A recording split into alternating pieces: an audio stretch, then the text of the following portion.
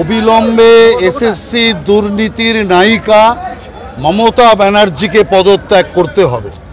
বিন্দুমাত্র লজ্জাবোধ থাকলে মমতা ব্যানার্জি পদত্যাগ করুক, এটাই আমাদের দাবি। তার কারণ 26,000 চাকরি নিয়ে যে বিশাল দুর্নীতি হয়েছে, সেই দুর্নীতিবাজদের মুখোশ হাইকোর্ট খুলে দিয়েছে। অতএব এরপর আর গদিতে থাকার কোনো নৈতিক অধিকার নেই।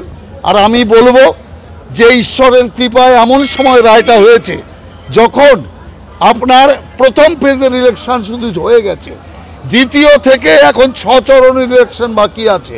অতএব মানুষের কাছে এই চুরির বার্তা নিয়ে বিজেপি কার্যকর্তারা আরও জোরদারভাবে নামবে এবং মমতা ব্যানার্জির পদত্যাগ দাবি করবে। সবুজ সাথী সাইকেল বাংলাদেশে বিক্রি হচ্ছে না, সব কিছুরই তদন্ত হবে। আমি তো এখানে বলছি পশ্চিমবাংলায় যা কিছু কাজ তৃণমূল কংগ্রেস করেছে সব কাজেরই সিবিআই, ইডি অথবা এনআইএ তদন্ত করা দরকার। আর যেখানেই তদন্ত হবে সেখানেই চোর ধরা পড়বে। প্রচণ্ড গরমে মহুয়া সে তার নির্বাচনী প্রচারে একটা আলাদা কোথাও কিছু একটা বিষয় থেকে এনার্জি পাচ্ছে। আপনারা কি ধরনের ইস্যু থেকে এনার্জি পাচ্ছেন? না, আলাদা কিছুই না। লোকসভা থেকে ঘাড় ধাক্কা দিয়ে তাড়িয়ে দিয়েছে, এর চেয়ে বড় লজ্জার কি আছে? আর সেই অভিযোগটা হচ্ছে দেশ বিরোধী, দেশের বিরুদ্ধে চক্রান্ত করা বিদেশের সাথে।